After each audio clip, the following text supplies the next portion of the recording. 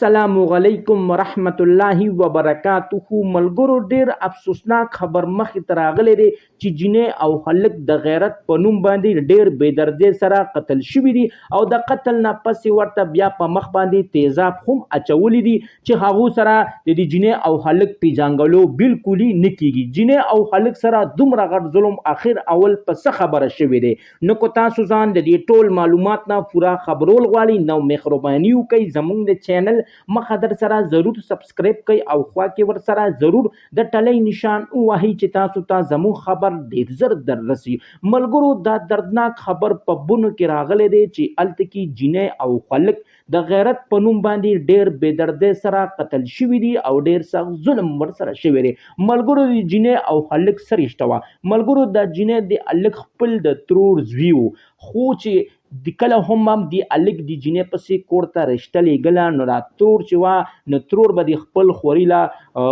لور نه ورکوله ځکه چې د خوري به یې چرس کړل او بیا ورته ترور ویلي و چې ته نشه کې او زه نشهیي له خپل لور نه ورکوم. ملګرو لور یې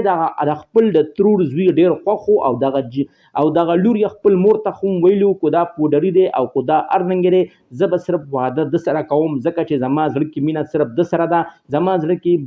بالکلي بل چا سره مینه نشته دی او زه به ځان مړ کړم خو زه به بل چا سره واده ونه کړم. نه ملګرو هغه کار وشو چې هغه هلک را پاڅېدو او دغه خپله د ترور لور یې د کور نه ځان سره ویستله او په پنډۍ کې د کرۍ کور نیولی او په کرۍ کور کې پوره 3 کاله تېر کړي خو چې د جنۍ کوم د ترور زامنو د تره زامنو د ماما زامنو هغو دغه لټون کول چې موږ به دواړه ګرفتاروو او دواړه به یو ځای قتل کوو ځکه چې که موږ دا دواړه قتل نه کړل نو زموږ خو به په خپل کلي کې او په قام قبیله کې به موږ په شرمونو باندې وشرمېږو. ملګرو دا د پښتو روایت دی چې کله هم جنۍ او هلک د کور نه وتښتېږي نو د هغو مرګ د هغو په کورنۍ باندې واجب شي او خامخا به مرګ کوي. که هغو بیا مرګ نه کوي نو هغو بیا په خپل کورنۍ کې په شرمونو باندې شرمېږي یا خو به د هغه کورنۍ دا کلی پرېږدي او یا خو به د کلي ته ټول عمر کې نه راځي ځکه چې که د کلي ته بیا راځي نو خلک به ورته بیا پیغورونه کوي. نو ملګرو هماغه د جنۍ مور هماغه جنۍ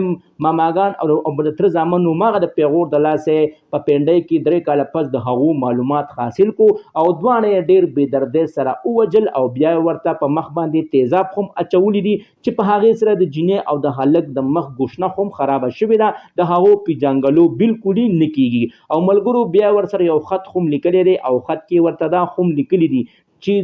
دی هلک د جنۍ د کور نه راتښتولي وه او دی هلک موږ په شرمونو باندې شرمولي او دا هلک او جنۍ موږ ځکه قتل کړي دي. ملګرو یو ترسله هم نه دي پکار چې هغه داسې غلط حرکت وکړي ځکه چې دا د پښتو ملک دی او د پښتو په ملک کې د جنۍ او د هلک دپاره چې کله هم د کور نه وتښتي نو په هغو باندې د جنۍ او یا د هلک د کورنۍ مرګ واجب شي. ملګرو دا زما ویډیو به ستاسو ډېره خوښه شوي وي. د دغه رنګې ویډیو کتو دپاره زموږ د چینل مخه در سره ضرور سبسکرایب کوئ او خوا کې ور سره ضرور د ټلۍ نشان ووهئ چې تاسو ته زموږ خبر ډېر زر در رسي.